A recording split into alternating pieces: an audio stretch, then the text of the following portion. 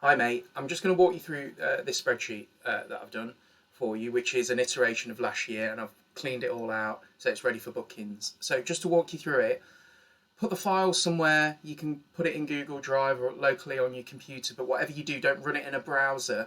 Don't run it through a Google Drive link or anything. If you share it with anyone, you have to run it on your own computer.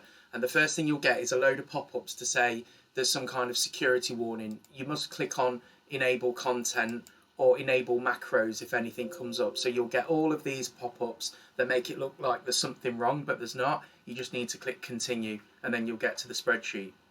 So the idea of the spreadsheet was that you would get visual at a glance how much your swims are booked for each month. So you get a bit of a visual representation of kind of how busy you are. So you can see here we're in 22, 23. And just so you know, what I've done is I've created a thing. So when you want to use it next year, you can just change that to 2023 and it'll update the calendar.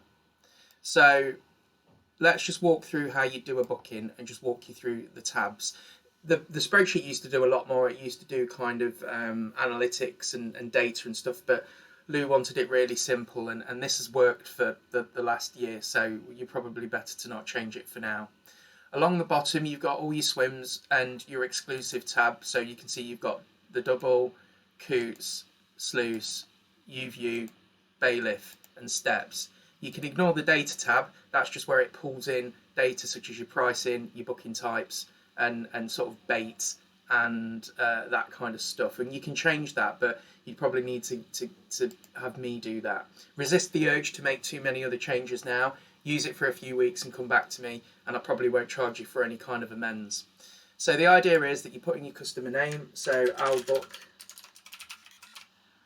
and I put my phone number in, and then put my email address in. And then you can pick or put the date booked. So if we do the 6th of the 5th, 22, and then you can click on booking type. So you can see here that you've got all your booking slots that you have advertised on your website. And these are things that if you change them, you're going to need to let me know and I'll change them. So you put a booking type in, we'll just move that along a bit, and you can change these. For example, put your quantity and party size in. So if we do 4, and then it will automatically calculate the cost.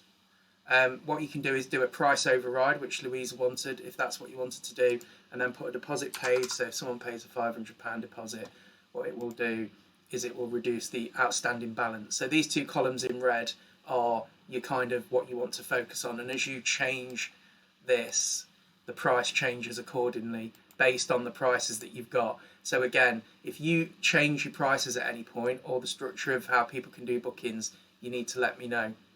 Then if we move over to kind of the next set of tabs, you've got status. So you, for this customer, say there's a deposit outstanding, but you can do a balance outstanding, needs a refund, or a corporate client. You can then put the dates in at when they've checked in and out. You can put an arbitrary booking reference if you choose to. And what Lou asked for was just a little flag to see like a first confirmation sent. So you'd say yes or no if you've sent them an email to maybe confirm their booking or they need to pay a deposit, etc., etc. Same for a final confirmation too, just before the booking, and then a flag to say whether they've paid in full or not. So either yes or no. And then any sort of bait ordered, so you can say yes, and then you can put your notes there in terms of the bait and any additional swim information. And it keeps a tally across the top, so you can have at a glance kind of how much revenue you've taken. And then if you go all the way back, so if we do check-in and check-out dates for this sort of dummy customer here, so if we do the 5th of the 5th, 22, and we do just, I know the dates aren't right what I'm doing here, but you'll obviously know what you're doing in terms of dates, and we do the 10th, so we do 5 days like that.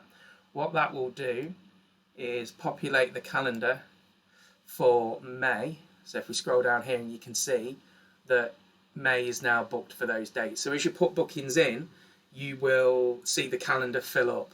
and then you can just look at the calendar for a particular month and go, crikey, we're full then, and it's just like a visual kind of representation. And that's the same for all the swims. So all you need to do is make sure you work on one version of the spreadsheet.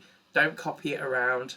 Don't share it and then use it in the cloud. If you're doing the bookings, you've got to use it on your computer. If you want to give the job to someone else, take that spreadsheet and give it to someone else. Lou was really regimented about it, and I made sure that she was. If you've got all your helpers at your fishery kind of dipping into it too, you'll get yourself in a mess. But that's the spreadsheet. It does work. It's pretty good. And I'll send you this now along with a copy of this video. Take care.